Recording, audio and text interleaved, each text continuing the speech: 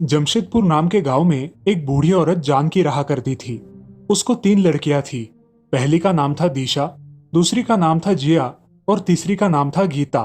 जानकी अपनी दोनों बेटियों से बहुत प्यार करती थी, लेकिन छोटी बेटी गीता से वो नफरत किया करती थी, क्योंकि उसका जन्म होने के बाद उसके पिताजी गुजर गए थे और उनके कमाने का जरिया भी खत्म हो गया था। जानकी उसे बहुत भला बुरा कहती, मगर गीता अपनी माँ होने के कारण उसे उल्टा जवाब नहीं देती थी। जानकी गीता को झूठा खाना दिया करती थी, उसे फटे पुराने कपड़े दिया करती थी। उसकी बहनें भी उसके साथ इसी तरह का व्यवहार करती थी। इन सब के कारण गीता बहुत उदास थी, मगर वो कुछ नहीं बोलती थी। अरे दिशा, जिया, जरा फल भी खाया करो। कैसी हो गई हो? ये सब गीता कोने में खड़ी देख लेती है। वो मन ही मन बहुत उदास हो जाती है और बाहर जाके रोने लगती है। तभी जानकी उसे आवाज लगाती है। अरे ओ गीता, कहाँ मर गई तुम? ये काम कौन करेगा? चल उठा ये प्लेट और ले जा। वो झूठे फल देख गीता रोने लगती है और वो सारे फल पंछियों को डाल देती है। ऐसे ही बहुत दिन बीत जाते हैं। भरपेट खाना ना मिलने की वजह से गीता की तबीयत भूख के मारे खराब हो जाती है, मगर घर के सारे काम उसे ही करने पड़ते हैं। एक दिन वो हमेशा की तरह अपने काम कर रही थी। तभी हम ये चिकन के सारे पीस खा लेते हैं और बचा हुआ उस गीता के लिए रख देते हैं। ये सही बात है, ऐसा ही करेंगे। चलो। ऐसा बोल के दिशा और जिया वहां से चली जाती है। तब गीता वहां आती है और मेज पर पड़े चिकन के खाए हुए पीस देखकर उसे बहुत बुरा लगता है। उसकी वो खाने की इच्छा भी नहीं होती। वो सारा खाना एक प्लेट में निकालकर अपने घर के बाहर कुत्तों को खिला देती है। वो एक बड़ी पहाड़ी पर चली जाती है और जाते समय अपने हाथ में एक लकड़ी की काठी लेकर जाती है। पहाड़ी पर पहुंचकर वो एक जगह बैठ जाती है और फूट फूट कर रोने लगती है। बहुत देर हो जाने के बाद उसे वहां से एक आवाज आती है। गीता, गीता, मेरी बच्ची, तुम क्यों रो रही हो? क्या हुआ है? कौन हो आप? आपको मेरा नाम कैसे पता? मैं जादुई दादी हूँ। मेरे पास जादू है। मैं मेरे जादू से कुछ भी कर सकती हूँ। तुम्हें क्या हुआ है बताओ? जादुई दादी, मेरे घर में माँ और 2 बहनें रहती है। वो मुझसे सौतेलों सा व्यवहार करती है। मैं उनके लिए उनके सारे काम करती हूँ, फिर भी मुझसे वो ऐसा व्यवहार करती है। मैं क्या करूँ? मुझे हमेशा झूठा खाने को देती है। आज भी मैं बहुत भूखी हूँ, मुझे खाना चाहिए। अच्छा, तो ये बात है। तुम यहाँ पहाड़ी पर आई थी, तब तुम हाथ में क्या लेकर आई हो? बताओ जरा। मैं हाथ में एक लकड़ी लेकर आई हूँ अपने संरक्षण के लिए। बाकी तो मेरे पास कुछ भी नहीं है। तुम्हारे हाथ में जो लकड़ी है वो हमेशा की तरह लग रही है क्या? देखो जरा। हाँ दादी, आज थोड़ी अलग सी लग रही है, मगर इससे क्या होगा? मुझे खाना तो नहीं मिलेगा ना? गीता, इस छड़ी से तुम बोलो, हे जादुई छड़ी, मुझे खाना दो। तब ये छड़ी एक मेज में परिवर्तित हो जाएगी और तुम जो खाना चाहती हो वो मंगवा सकती हो। सच में दादी ऐसा होगा? करके तो देखो। गीता अब उस छड़ी से कहती है। हे जादुई छड़ी, मुझे अभी के अभी चिकन बिरयानी और कुछ मीठे पकवान चाहिए। तभी वो छड़ी एक मेज में बदल जाती है और उसे जो चाहिए वो पकवान वहां आ जाते हैं। गीता उस खाने पर टूट पड़ती है और सारा खाना खा डालती है। खाना खाने के बाद वो बूढ़ी दादी को धन्यवाद देती है। धन्यवाद दादी, आपने मेरे लिए इतना कुछ किया। अब तुम कभी भी भूखी नहीं रहोगी और कुछ भी चाहिए तो इस छड़ी से मांग लेना, ठीक है? अब दादी गायब हो जाती है और गीता वो जादुई छड़ी लेकर घर आती है। अब गीता बहुत खुश रहने लगी और उसे खाना खाने की भी कोई चिंता नहीं थी। अब उसके बहनों के प्लेट का खाना वैसे ही रहने लगा। ये बात दिशा और जिया के नजर से छुप नहीं पाई। अरे दिशा, ये गीता खाना क्या खाती है? प्लेट में हम जो छोड़ देते हैं वो वैसे का वैसा ही रहता है। हाँ, अगर ये घर का खाना नहीं खाती तो खाती क्या है? चलो हम उसका पीछा करते हैं, हमें पता चल जाएगा कि ये कहाँ जाती है और क्या करती है। जिया और दिशा अगले दिन गीता का पीछा करती है। गीता छड़ी लेकर उस पहाड़ी पर जाती है। वो दोनों उसके पीछे पीछे चली जाती है। अरे जिया, ये गीता पहाड़ी पर क्यों जा रही है? क्या पता, देखते हैं, चलो। जिया और दिशा एक पेड़ के पीछे छुप जाती है और गीता को देखने लगती है। गीता अपने हाथ में वो छड़ी लेकर बोलती है। हे जादुई छड़ी, मुझे खाना दो। मेरे मनपसंद पकवान मुझे चाहिए। अब वहाँ एक मेज तैयार हो जाती है और मेज पर तरह तरह के पकवान आ जाते हैं। गीता उस मेज पर बैठकर खाना खाने लगती है। तभी दिशा जिया से कहती है। अरे ये गीता के पास क्या जादुई छड़ी है क्या? अरे ये तो सच में जादुई छड़ी है। ये गीता की बच्ची यहाँ खाना खाती है, इसलिए घर का खाना नहीं खाती। चलो ये बात हम माँ को बताएंगे। चलो। दोनों बहनें घर जाकर अपनी माँ को सारी सच्चाई बता देती है। अरे माँ, उस गीता के पास एक जादुई छड़ी है। वो छड़ी जो मांगो वो देती है। हाँ माँ, सच में, हमने हमारी आंखों से देखा है। अच्छा, ऐसी बात है। इसीलिए ये कलमुही घर का खाना नहीं खाती है। आने दो इसे, आज देखती हूँ। जानकी गीता का इंतजार करती है। जब गीता घर आती है, अरे ओ गीता, कहाँ चली गई थी? आने में बड़ी देर कर दी। माँ, मैं उस पहाड़ी पे गई थी, वहाँ मेरा मन लगता है, इसीलिए वहाँ जाती हूँ। बाकी कुछ नहीं है माँ। अच्छा, बहुत बड़ी हो गई हो, अपने माँ से झूठ बोलने लगी हो। मुझे सब पता है कि तुम क्या करती हो, झूठ बोल रही हो। नहीं माँ, मैं झूठ नहीं बोल रही हूँ, मैं सच बोल रही हूँ। अच्छा, तुम झूठ नहीं बोल रही तो इस छड़ी का तुम क्या करती हो? पहाड़ी पे जाते समय मेरे संरक्षण के लिए मैं इसे अपने पास रखती हूँ।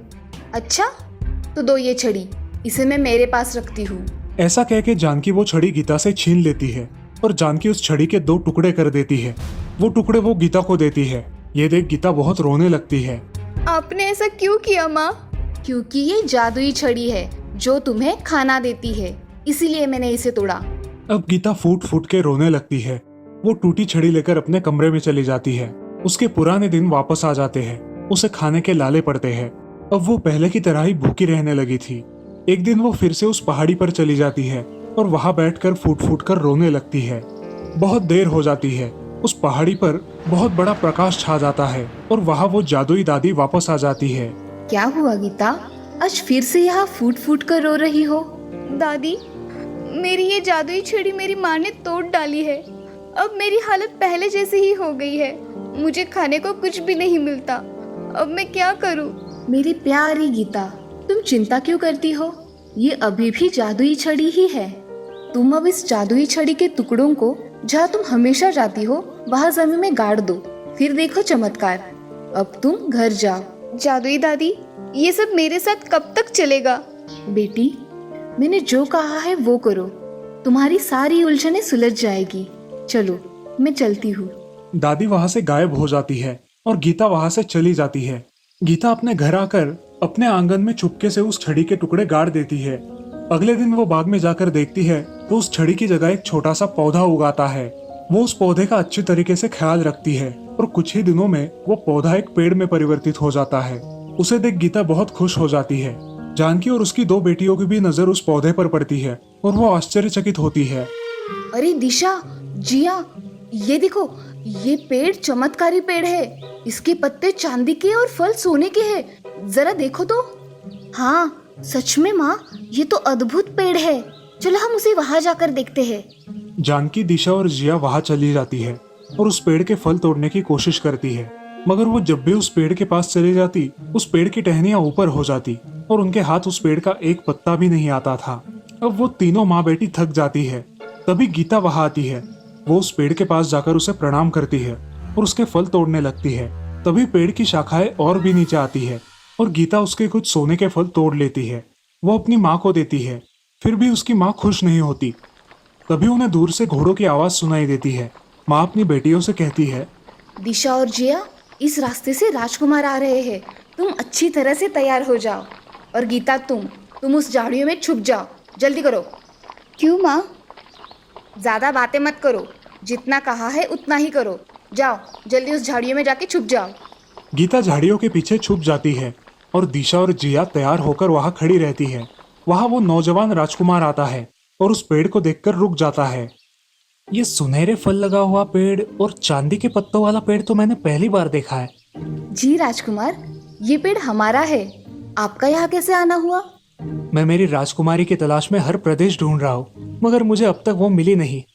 राजकुमार, आपको मेरी लड़कियाँ नहीं पसंद आई क्या? ये लड़कियाँ और मेरे लायक? मुझे तो खूबसूरत लड़की से शादी करनी है। वैसे आप मुझे इस पेड़ की एक टहनी तोड़कर देंगी क्या? जी नहीं राजकुमार, हम इस पेड़ को हाथ भी नहीं लगा सकते। ठीक है। ऐसा कहकर राजकुमार वहां से चला जाता है और जानकी अपनी बेटियों को भला बुरा कहने लगती है। तभी गीता वहां आती है और अपनी माँ से कहती है, माँ, वो कौन थे? तू तो चुप ही कर, मनहूस कहीं की। तुम्हारा मुंह देखा ना, इसीलिए ऐसा हुआ है। गीता की आंखों से आंसू बाहर निकल आते हैं। वो पेड़ के नीचे बैठकर रोने लगती है। सब लोग वहां से जाने के बाद उस पेड़ से आवाज आती है, मेरी प्यारी बच्ची, रो मत, चलो आंसू पोंछो। कौन है? मैं, तुम्हारी जादुई दादी। मैं इस पेड़ में हूँ। अरे बेटी, ऐसे निराश नहीं होते। बताओ तुम्हें क्या चाहिए? गीता अब सारी घटना विस्तार से बताती है और कहती है, दादी, ये सब मेरे साथ ही क्यों होता है? आज मुझे पहली बार एक राजकुमार पसंद आया था और वो भी मेरे नसीब में नहीं है। अरे बेटी, मायूस मत हो। तुम ऐसा करो कि रात के समय तुम अकेले यहाँ इस पेड़ के पास आ जाओ। बाद में मैं जैसा बताऊंगी वैसा ही करो। गीता अपने आंसू पोंछकर अपने घर चली जाती है। गीता घर के सारे काम पूरे करके अपने कमरे में सोने जाती है और रात होने का इंतजार करती है। जब रात हो जाती है तब गीता उस पेड़ के पास चली जाती है। उस पेड़ में से अब दादी की आवाज आने लगती है, आओ बेटी गीता, अब तुम मेरे पेड़ की एक टहनी तोड़ो और इस पेड़ के सामने आके खड़ी हो जाओ। पेड़ को हाथ लगाते ही उसके कपड़े मलमल के बन जाते हैं और उसके पोशाक पर हीरे लग जाते हैं। गीता अब उस रूप में बहुत सुंदर लगती है। गीता, अब तुम इस पेड़ का एक पत्ता तोड़ो और देखो क्या होता है। पत्ता तोड़ते ही वो पत्ता बहुत बड़ा बन जाता है और दादी गीता से कहती है, गीता, अब तुम इस पत्ते पर बैठ जाओ। ये पत्ता तुम्हें तुम्हारे राजकुमार के पास ले जाएगा और तुम उसे ये टहनी दिखा दो। गीता बहुत ही सुंदर दिखने लगती है। तब गीता उस चांदी के पत्ते पर बैठकर राजमहल में राजकुमार के कक्ष के पास खड़ी हो जाती है और उसे आवाज लगाती है, राजकुमार, राजकुमार, तुम कहाँ हो? देखो, मैं आ गई। राजकुमार अपने कक्ष से बाहर आ जाता है और वो गीता को देखते ही रहता है। राजकुमार, मैं आपके लिए ये सुनहरे पेड़ की टहनी तोड़ लाई हूँ। क्या बात है! हे सुंदर लड़की, क्या तुम मुझसे शादी करोगी? अब गीता बहुत रोने लगती है और अपनी सारी कहानी राजकुमार को बताती है। चिंता मत करो मेरी प्रिय, तुम्हारी माँ और बहनों को मैं कल ही कारावास में डाल दूंगा। नहीं राजकुमार, आप क्रोधित मत होइए। वो मेरी माँ और बहनें हैं, इसीलिए आप उन्हें छोड़ दीजिए। वो मेरा अतीत था और मेरा आज आप हो मेरे राजकुमार। दोनों शादी कर लेते हैं और गीता राज्य की महारानी बन जाती है। गीता अपने राजकुमार के साथ खुशी खुशी रहने लगती है। दुर्गापुर नाम के गांव में श्याम नाम का एक आदमी, उसकी पत्नी राधा और बेटे ओम के साथ रहता था। श्याम अपने गांव में खेती करता था। उसकी पत्नी उसके काम में हाथ बटा दिया करती थी। उसका बेटा ओम बड़ा बनकर बड़ा अफसर बनना चाहता था, इसलिए वो बहुत सारी मेहनत किया करता था। वो हर रोज खूब पढ़ाई करता था और स्कूल में भी अव्वल आता था। अरे बेटे, कितना वो स्टडी करते रहते हो, चलो अपने खेतों में छुट्टी के दिन काम करने जाते हैं। अरे नहीं पिताजी, मैं मेरा स्टडी ही करूंगा। आप जाना चाहते हो तो जाइए, मैं घर पर ही रुकूंगा। अजी रहने दीजिए ना इसे घर पर ही, मैं आती हूँ आपके साथ। इतना कुछ नहीं है, तुम घर पर ही रहो। अरे वो मेरे साथ आ जाता तो उसे कुछ खेती का काम सिखा देता। शाम ऐसा कह के खेती करने के लिए निकल जाता है। ओम घर पर ही अपनी पढ़ाई करता रहता है।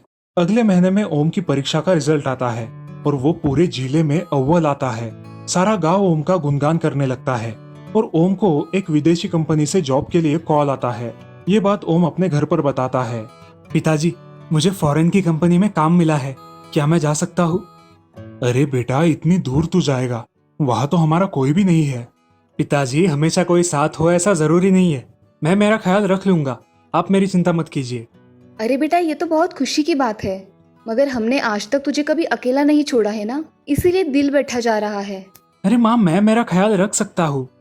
बेटा, अगर तुमने मन में तय कर ही लिया है तो ठीक है, तुम जाओ, मगर हर रोज हमें फोन कर देना। हाँ पिताजी, करूंगा ना, वो क्या बताने की बात है। ओम फॉरेन निकल जाता है और वहां जाते ही अपने माँ बाप को फोन करता है। पिताजी, मैं ओम बोल रहा हूँ, यहाँ पहुँच गया हूँ, सब ठीक है।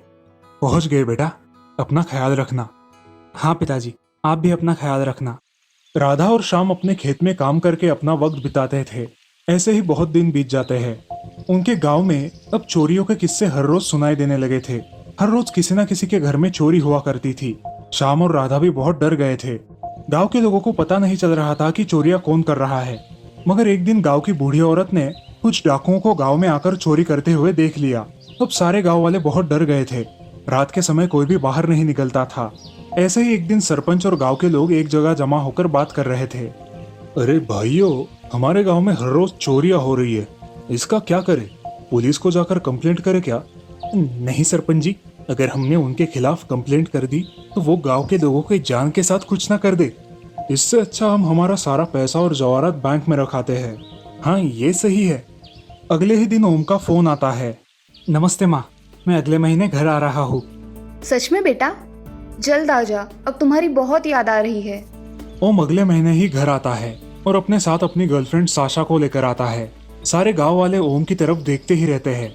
उधर राधा पूजा की थाली लेकर अपने बेटे का स्वागत करने के लिए खड़ी होती है।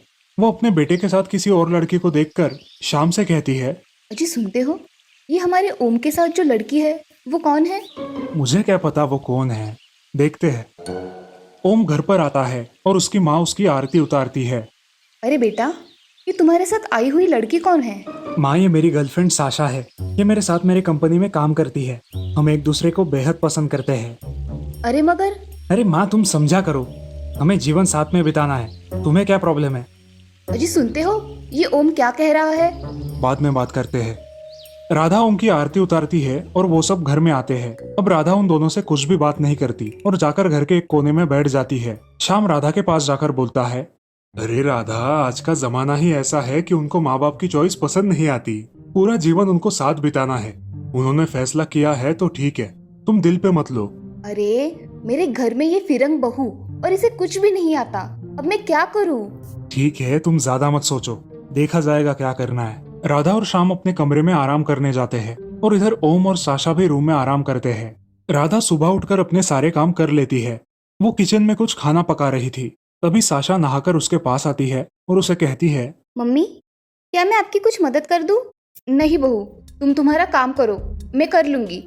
तुम नई नई आई हो तो कुछ आराम कर लो, बाद में करना।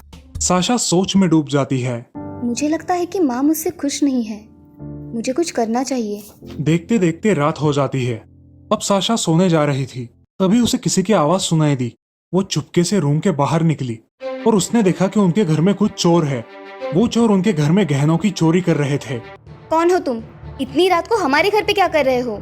ये सुन के वो सारे चोर वहाँ से भागने लगते हैं। तभी साशा उनके सामने जाकर खड़ी हो जाती है। कौन हो तुम? हमारे घर में क्या कर रहे हो? साशा को देखकर चोर भागने लगते हैं, लेकिन साशा उन्हें पकड़ लेती है। साशा कराटे और एथलेटिक में माहिर थी, इसीलिए वो चोरों से मुकाबला कर सकती थी। उसने चोरों को पकड़कर मारना शुरू किया। चोरों के चिल्लाने की आवाज सुनकर गांव वाले और घर के सभी लोग जाग गए। सब वहाँ इकट्ठा हो गए और देखा तो साशा चोरों की पिटाई कर रही थी। अब आएगा क्या चोरी करने? करेगा फिर से चोरी? साशा सारे गुंडों की खूब पिटाई करती है और ओम शहर के पुलिस को फोन करता है। कुछ देर बाद पुलिस वहाँ पर आती है। इन्हें किसने मारा है? मैंने मारा, ये चोरी कर रहे थे। अच्छा हुआ आपने इन्हें पकड़वा दिया, ये हमें कब से चकमा दे रहे हैं, अब आए हाथ में। अच्छा हुआ सर, आप जल्दी आ गए, थैंक यू। अरे ये तो हमारा कर्तव्य है, मगर ये चोर हमारे हाथ ही नहीं आ रहे थे। बहुत लूट चुके हो तुम लोगों को।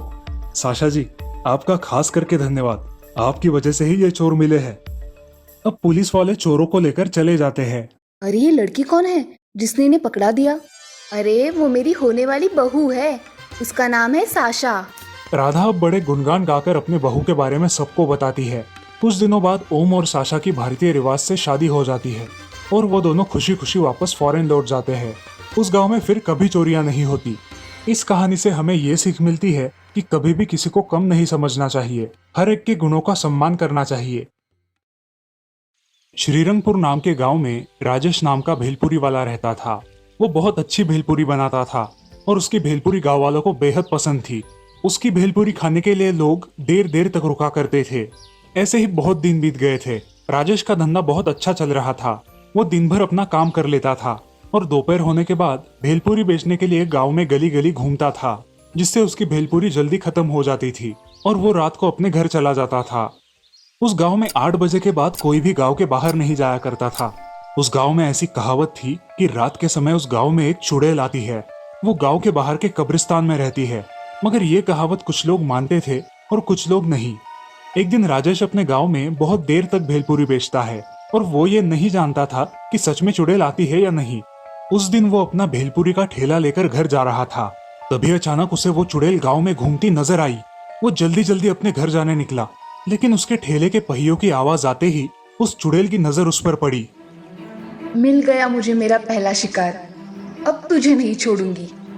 अरे मर गया रे, आज ये मेरा किससे पाला पड़ गया। ये चुड़ैल तो मुझे आज नहीं छोड़ेगी। अब कहा जाएगा, मेरी आहट से गांव वाले बाहर नहीं निकलते हैं, और तू तो बड़ा ही बहादुर है जो रात के समय बाहर निकलता है। अब मैं तुम्हें नहीं छोड़ूंगी, मैं तुम्हें खा डालूंगी। ऐसा बोल के वो उसे पकड़ लेती है। अरे छोड़ दो मुझे चुड़ैल, मैंने तुम्हारा क्या बिगाड़ा है, छोड़ो मुझे। ऐसा कह के भेलपुरी वाला अपने जान की भीख मांगता है, मगर चुड़ैल भेलपुरी वाले के शरीर पर कब्जा कर लेती है और उसको हथियार बनाकर गांव में घूमने लगती है। राजेश अब अपने घर में ही रहने लगता है और दोपहर होने के बाद अपनी जादू से भेलपुरी बनाता है और वो बेचने गांव में जाया करता है। भेलपुरी ले लो भेलपुरी, ताजा ताजा भेलपुरी। ऐसा कह के वो गली गली घूमकर भेलपुरी बेचने लगा। अब जो भी वो भेलपुरी खाता वो खाता ही रहता था, मगर भेलपुरी खाने के कुछ समय बाद ही चक्कर आकर गिर जाता। भेलपुरी वाला अपने जादू से उन लाशों को गायब कर देता था और उन्हें अपने घर पहुंचाया करता था। फिर रात के समय घर जाकर उन लाशों को कब्रिस्तान में ले जाकर कब्र के पास फेंक देता था। अच्छे बकरे मिले हैं आज, अब मुझे 8 दिन तक टेंशन नहीं। एक आदमी हरिया उसे लाशों को ले जाते समय देख लेता है और वो ये भी देख लेता है कि उन लाशों को वो कब्र में डाल रहा है। हाय रे, ये नासपीटा भेलपुरी वाला, हमारे गांव के आदमियों को इसने अगवा कर लिया है। इन गांव वालों को कैसे छुड़ाया जाए। हरिया चुपके से वहां से निकल जाता है और गांव में आकर गांव वालों को जमा करके ये सारी बातें बताता है। अरे गांव वालों, ये भेलपुरी वाला अपने गांव के लोगों को जादुई भेलपुरी खिलाकर बेहोश करता है और रात में उन्हें कब्रिस्तान में लेकर जाता है। अरे हरिया, हम क्या कर सकते हैं? फिलहाल के लिए उसके पास से भेलपुरी मत खाइए, बाकी का कल सोचेंगे। अब गांव में ये खबर फैल जाती है। सारे लोग भेलपुरी वाले से डरने लगते हैं और उसके हाथ की भेलपुरी खाना बंद कर देते हैं। भेलपुरी वाला गांव में जब भी आता, लोग उसे नजरों से घूरने लगते। उसे कुछ शक होने लगा, आज ये लोग मुझसे कुछ खरीद क्यों नहीं रहे। जाने दो, फिलहाल तो मेरे पास खाने के लिए काफी खाना है, बाद में देखूंगा। अब सारे गांव वाले उससे डरकर सामने भी नहीं आते थे। इस समस्या का कुछ हल निकाला जाए ऐसा सभी को लग रहा था, इसलिए सारे गांव वाले सरपंच जी के यहाँ जमा होते हैं। सरपंच जी, हमारे गांव में भेलपुरी वाला है जो कि भूतिया बन गया है। हमें उस भेलपुरी वाले से गांव वालों को बचाना चाहिए। ये खबर पक्की है कि ऐसे ही कुछ बक रहे हो? नहीं सरपंच जी, मैंने अपनी आंखों से देखा है। अगर आपको विश्वास नहीं है तो आप आजमा के देख लीजिए। अरे नहीं, मैं तो अपने गांव वालों के भलाई के लिए बोल रहा था। मेरे हिसाब से अपने गांव में एक आईना लगाते हैं, आईना तो सच ही बताता है। सारे गांव वाले एक बड़ा आईना एक पेड़ के सामने लगा देते हैं और अपना अपना काम करने लगते हैं। अगले दिन वो भूतिया भेलपुरी वाला गांव में आता है। आओ आओ, भेलपुरी खाओ, अच्छी टेस्टी भेल खाओ। अरे भाई ये लो भेलपुरी, बहुत ही स्वादिष्ट है। नहीं भाई, आज मेरा उपवास है, आज मैं भेलपुरी नहीं खाऊंगा। अरे मूर्ख गांव वालों, क्या उपवास कर रहे हो? ये सब फालतू की चीजें होती है। राम अब वहां से चला जाता है और उस आईने के सामने आता है। आईने के सामने आते ही उसकी शक्ल एक चुड़ैल में परिवर्तित हो जाती है। गांव वाले ये देखकर बहुत डर जाते हैं। अरे हरिया भाई, क्या यह सच में चुड़ैल है जिसने भेलपुरी वाले के शरीर पर कब्जा कर लिया है? अरे ये भेलपुरी वाला तो सच में भूत बन गया है। इससे हमारे गांव वालों को खतरा है, हमें बड़ी सावधानी से काम करना पड़ेगा। अब हम क्या करें जिससे सारे गांव वाले सही सलामत वापस आ सके? सरपंच जी, आप उस भेलपुरी वाले के बारे में गांव के पंडित जी को बताइए, क्या पता उनके पास कोई इलाज हो। हाँ हरिया, तुम सही कह रहे हो। आज ही मैं पंडित जी से बात करता हूँ, देखता हूँ क्या बोलते हैं। तुम तुम्हारे घर में सुरक्षित रहो, मैं उनसे बात करता हूँ। अब सारे गांव वाले अपने घर में ही रहते हैं। इधर सरपंच जी गांव के पंडित जी को बुलाते हैं। पंडित जी उनके घर आते हैं। आइए पंडित जी, जरा आपसे महत्वपूर्ण विषय पे चर्चा करनी है। बोलिए सरपंच जी, क्या समस्या है? किस विषय में आपको चर्चा करनी है? पंडित जी, गांव में एक चुड़ैल आई है जिसने एक भेलपुरी वाले के शरीर पर कब्जा कर लिया है और उसने गांव के लोगों को अगवा किया है। अब उन्हें कैसे छुड़ाया जाए, इसका कुछ उपाय बताइए। ठीक है, ऐसा बोल के पंडित जी आंखें बंद कर लेते हैं और ध्यान लगाते हैं। कुछ देर बाद आंखें खोल के वो बोलते हैं, आपके गांव में एक चुड़ैल ने भेलपुरी वाले के शरीर पर कब्जा कर लिया है और अब वो गांव के लोगों को अगवा करके कब्रिस्तान में ले जा रही है और वहां अपनी कब्र में डाल रही है। पंडित जी, अब आप ही बताइए कि हम क्या करें जिससे सारे गांव वाले इस चुड़ैल की बला से बच सके। सरपंच जी, आप सब लोगों को एक जगह जमा होकर उसे अपनी बातों में उलझा रखना है। तभी मैं वहां आकर मंत्र जाप करूंगा और उस पर जल छिड़कूंगा। जिससे वो चुड़ैल हमेशा हमेशा के लिए यहाँ से चली जाएगी। ठीक है पंडित जी, आप कल आइए, मैं सब गांव वालों को लेकर नीम के पेड़ के पास मिलता हूँ। ठीक है सरपंच जी, अब मैं चलता हूँ। पंडित जी वहां से चले जाते हैं। सरपंच जी सारे गांव वालों को अगले दिन गांव के बीचों बीच नीम के पेड़ के पास जमा होने बोलते हैं। सारे गांव वाले अगले दिन गांव के बीचों बीच जमा हो जाते हैं। आ गए सारे गांव वाले। अब वो भेलपुरी वाला उसके घर से निकलकर यहाँ आएगा और हम सबको एक साथ देखकर हमें मारने के लिए आएगा। सब लोग तैयार हो जाओ। आ गए सब गांव वाले, कोई रह नहीं गया है ना। अब कुछ देर में भेलपुरी वाला अपने टाइम में गांव में भेलपुरी बेचने आता है, लेकिन गांव के गलियों में कोई ना देखकर वो सोचता है, अरे आज इन गांव के लोगों को क्या हुआ है, सारे के सारे कहाँ चले गए। भेलपुरी वाला बहुत देर तक घूमता है मगर उसे कोई दिखाई नहीं देता। उसे शक हो जाता है। तभी उसे सारे लोग एक जगह पर जमा दिखाई देते हैं। अरे वाह, आज सबको मरना है, सब एक जगह पे जमा हुए हैं, मुझे तो आज बहुत सारे शिकार मिलेंगे।